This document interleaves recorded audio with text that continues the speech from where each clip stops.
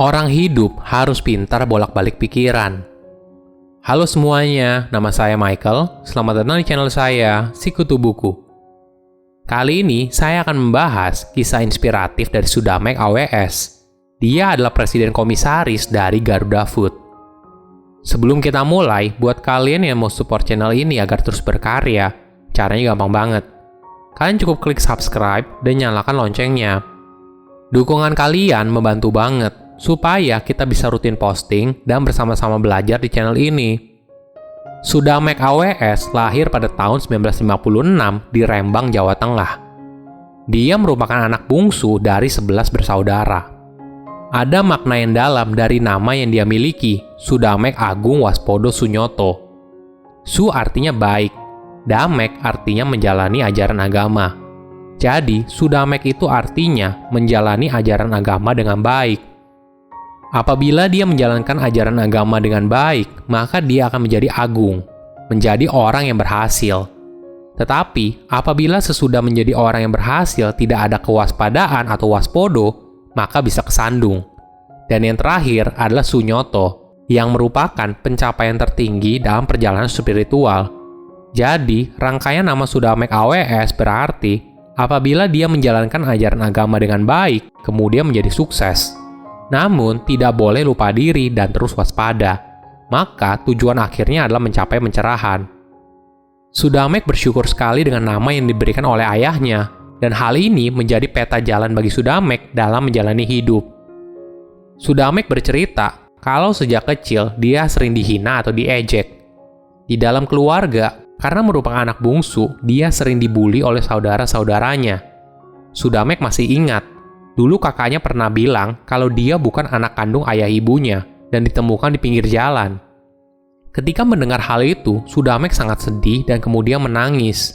Ibunya langsung marah kepada anak-anaknya yang sudah besar dan membela Sudamek. Bagi dia, kejadian ini sangat membekas dan menimbulkan luka batin. Maklum saja, Sudamek merupakan orang yang memiliki perasaan yang sensitif. Kejadian bully itu juga berlanjut ketika dia masuk SMA. Saat itu, Sudamek bersekolah di salah satu sekolah terbaik di Semarang. Teman-temannya memiliki persepsi kalau Sudamek merupakan anak yang berasal dari desa. Makanya, dulu dia dijuluki Kamso, artinya anak kampung atau desa. Bukan hanya itu, karena punya nama yang unik, namanya sering dijadikan bahan olok-olok oleh teman sekelasnya. Pada masa itu, Sudamek merasa nama yang dia miliki merupakan sebuah hukuman, karena nama itulah yang membuat dia sering dibully. Ada kejadian lain yang cukup membekas bagi Sudamek. Suatu hari, dia punya teman yang cukup dekat dan tinggal di satu kos yang sama. Temannya berasal dari keluarga yang sangat mampu. Ketika dia main dengan temannya, kakak temannya bilang, "Jangan bergaul dengan orang miskin." Sudamek marah sekali dan hampir bertengkar dengan kakak temannya. Namun tanpa dia sadari, ketika pulang ke rumah, dia menceritakan hal tersebut kepada ibunya. Mendengar hal itu, ibunya terpukul sekali dan menangis, karena mendengar anaknya diremehkan oleh orang lain. Kejadian ini sangat membekas dalam batin Sudamek. Pengalaman masa kecil yang penuh dengan bully membuat Sudamek punya dorongan untuk melawan. Ketika masih muda, cara melawannya adalah dengan bertengkar. Namun, seiring beranjak dewasa, dia memilih cara lain. Dorongan ini menjadi motivasi bagi Sudamek untuk membuktikan kalau dia bisa jadi orang yang sukses. Pernah ada suatu kejadian saat awal membangun bisnis. Suatu hari, perwakilan dari TV swasta pernah meremehkan bisnis kacang. Waktu dia ingin beriklan pertama kali pada tahun 1994, materi iklannya ditolak. Perwakilan TV swasta itu berargumen, kalau dia menerima iklan dari produk kacang, maka rating TV-nya akan turun. Padahal waktu itu, Sudamek bayar sesuai tarifnya, tapi tetap saja mereka tidak mau. Hal ini karena persepsi orang pada masa itu kalau kacang merupakan sesuatu yang diremehkan. Misalnya, orang itu kacangan, dan sebagainya. Kejadian ini menimbulkan kemarahan dalam diri Sudamek. Namun kemarahan ini diarahkan ke hal yang positif, menjadi sebuah dorongan motivasi. Hingga akhirnya, dia mampu membuktikan saat bisnis kacang Garudanya mencapai omset 200 miliar. Saat itu omset segitu merupakan angka yang besar. Momen itu merupakan salah satu momen yang membahagiakan. Akhirnya Sudamek bisa membuktikan kalau bisnis kacang itu bukan lagi bisnis kacangan. Semua kejadian ini membentuk Sudamek menjadi seperti sekarang. Walaupun memiliki masa kecil yang suka dibully, dia tidak menaruh dendam pada orang yang meremehkan atau membulinya. Sudamek percaya kalau semua hal yang terjadi merupakan bagian dari sebab akibat. Dia bisa menjadi seperti sekarang karena masa kecilnya dibully, sehingga ada dorongan besar yang membantunya untuk meraih kesuksesan. Sebaliknya, Sudamek malah merasa berterima kasih atas semua kejadian tersebut. Namun, tentu saja kejadian pahit ini sulit untuk dilupakan. Ibu memiliki peran yang sangat penting bagi pribadi Sudamek. Ada beberapa nasihatnya yang masih menjadi pegangan hidup Sudamek hingga sekarang.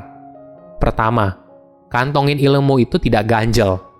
Beda kalau kamu kantongin barang lain, pasti terasa ada yang mengganjal.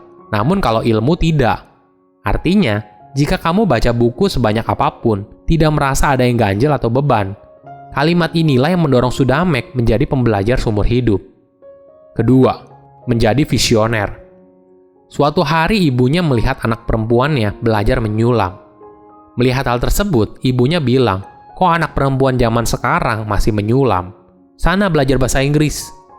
Ibunya tahu kalau bahasa Inggris di masa depan sangat penting. Hingga sekarang menjadi bahasa yang ibaratnya wajib dikuasai ketika kamu bekerja.